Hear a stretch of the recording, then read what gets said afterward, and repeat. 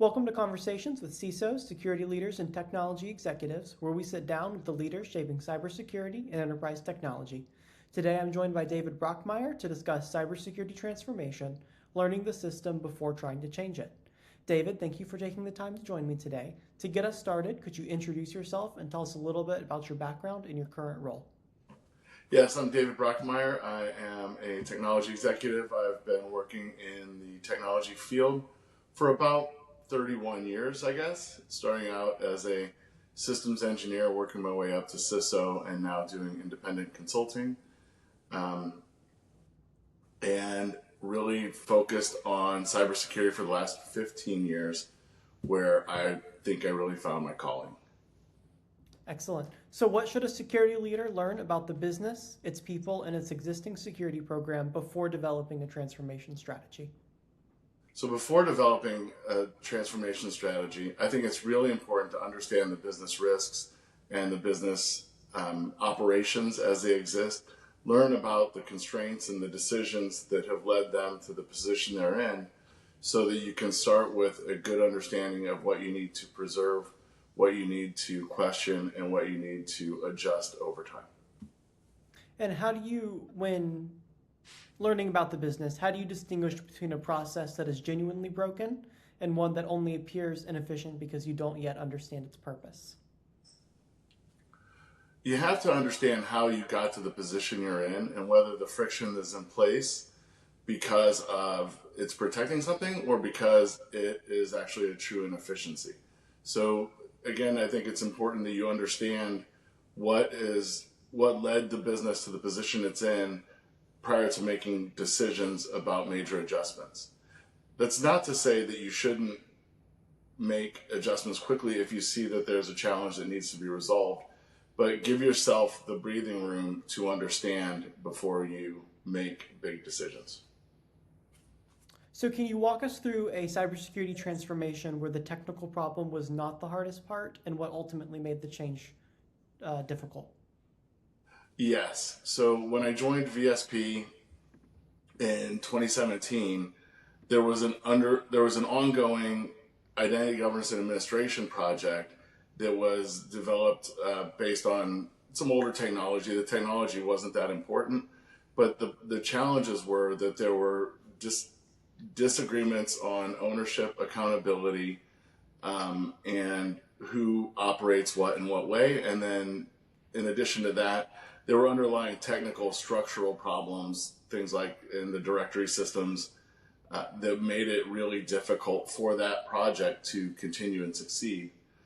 I ultimately ended up pausing that project, reviewing the threats to its success with the other directors in the organization, with managers and with technologists, to learn what the structure was that was causing the program to not be successful. Then I integrated that into the 3-year roadmap that we've developed at VSP to modernize the cyber operations there, including identity governance and administration. How did you work through those ownership disagreements, and how would you recommend other cybersecurity executives work through ownership disagreements that may come up during their own cybersecurity transformations? The best thing to do is first, again, understand how the structure got to where it is. There have been times when I learned that there's a structure that was unfamiliar to me, but that was just as functional as the structure that I had grown accustomed to. So I worked with the other directors at VSP to adjust my thinking to that structure. For example, there are places though where you have to say, how can we generate accountability and drive it through metrics and proven results to ensure that we're all doing the best we can with the system? Then we can have a little tougher discussions where we say, this could be yours, this could be mine, but we need to agree that accountability means this. And it's important that we understand that so that we can support the business. And then there are times when I say, maybe you have to own it because this is a portion of your technical operations business, or I say that I have to own it because it's part of the security operations business, and we need to be able to clearly delineate those things. at the end of those discussions, we should have clear accountability and clear direction on how to achieve that accountability through either technology or standardized processes. That's what I did with the Identity and Access Management program at VSP. So once you understand the system that you're trying to change, how do you determine what should be changed first and what should be left alone? In order to be successful, I need to understand how I'm going to affect the best change for the business. The best change for the business may have different characteristics. So, for example, when I was at Intel and I was managing the data centers in California, we were trying to consolidate power in a space to complete the transition of a large data center to a small data center, because we were constrained by power and cooling, but not space, because the rack densities were getting so much tighter. In working with the facilities team, with the engineers in the facilities team, we were at a disagreement in terms of how dense we could make the power supplies due to what was a historical concern about safety. I worked with them to understand what that safety constraint was and whether it was a legitimate constraint based on current technology or whether it was more of a historical or cultural constraint. We ultimately decided to raise the density to the level that I had asked for, but in order to do that, I took full accountability for the safety of the project and the outcome of the project, which was normally something that I would give to the facilities team to complete with their standard processes. So speaking of those cultural dependencies, cybersecurity outcomes rarely depend on the security team alone. How do you identify the different organizational dependencies and decision rights, incentives, and constraints that may affect a transformation? That's the most critical and sometimes the hardest thing for me to find. So what I like to do is take a procedural approach to identifying those things. I start by working within the information that's been provided to me. Like at VSP, I was provided with a series of audits and a series of action items that had been recorded in ServiceNow that were owned by my team, but they didn't really have an understanding of how to get the right people involved.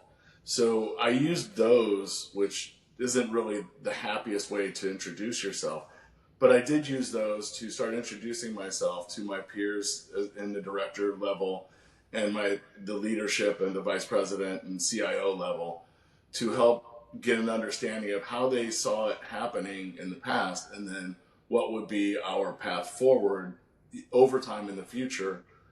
That gave me the ability to start breaking down the problem into solvable chunks that we were able to put into our short-term, medium-term, and long-term roadmaps to get the program from the as-is state to the to-be state, trying to preserve the partnerships and the relationships as best I can while realizing that I was on a schedule that was required by the COO and the CEO to make this transformation happen.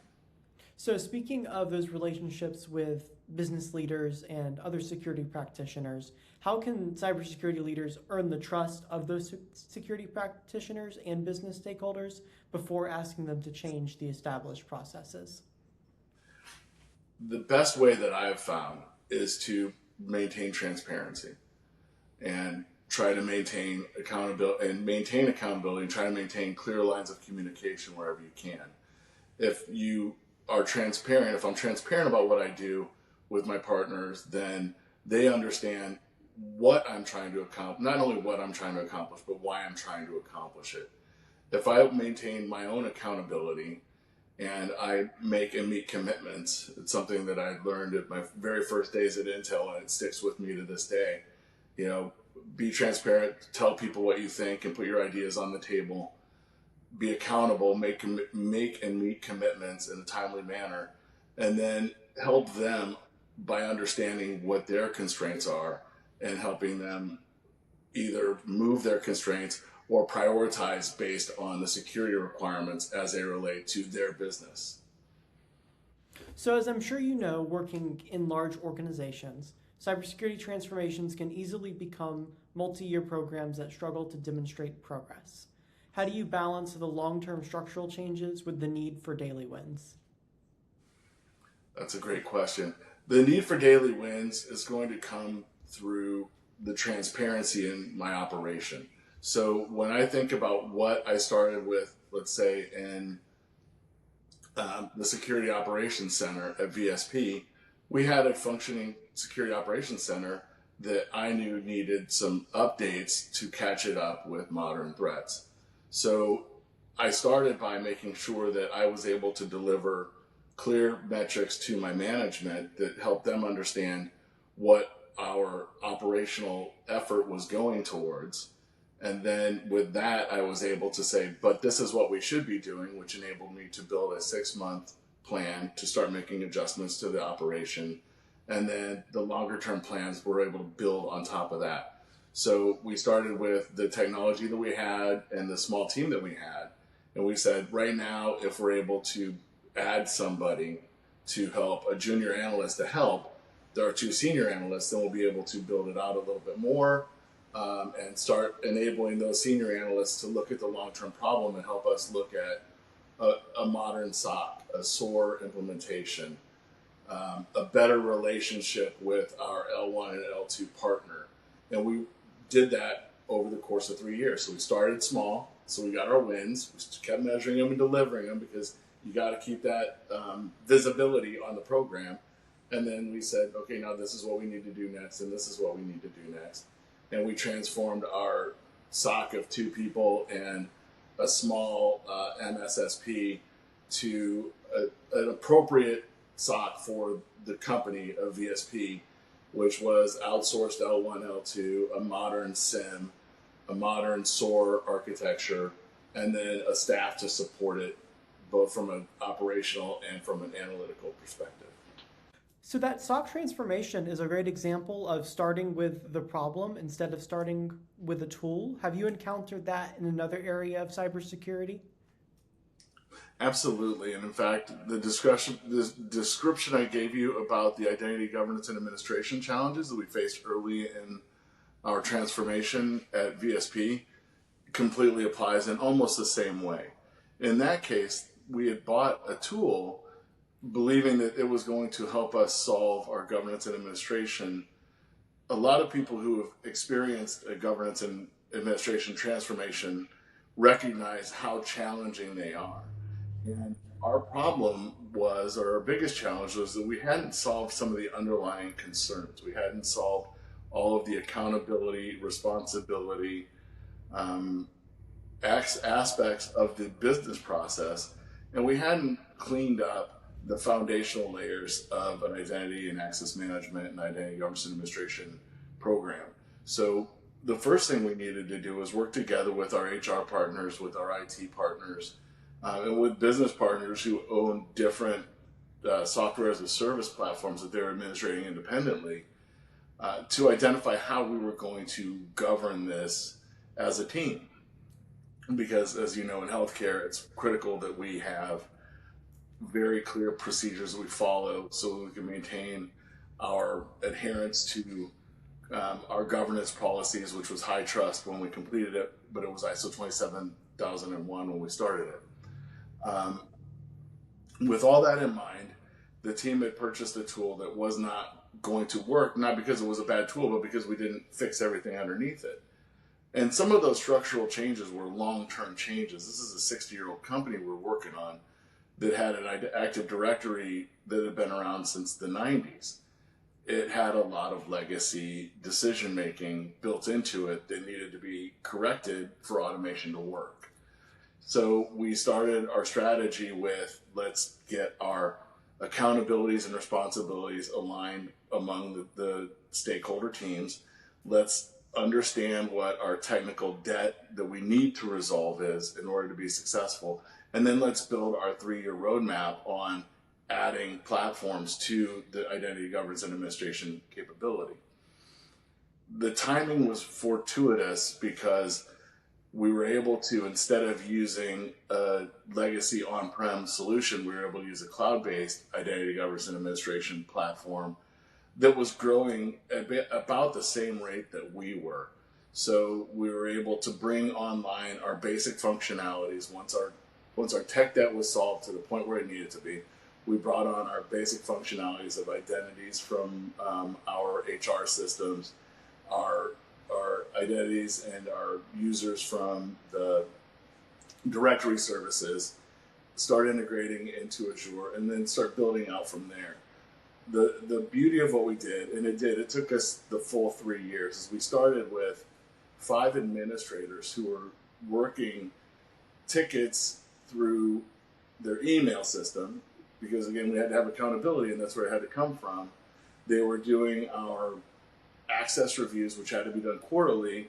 We were always behind. We always found gaps, or we didn't have an email, or we couldn't find a spreadsheet. Well, we found the spreadsheet. We had to work hard, though, to make sure we had everything to jive so that our partners in audit could easily see that we were doing things right. As we progressed, we were able to reduce the number of headcount required to actually do the physical entering of users from 5 down to 2, and then eventually 1. And we reskilled those people so that they were able to help us accelerate that progression, move into program management, maybe do a little engineering, but help the overall program. So that was probably my favorite example of how we transitioned the manual process that was problematic in certain ways to an automated process that enabled us to be more effective at running the identity and access management and the governance aspects of the program.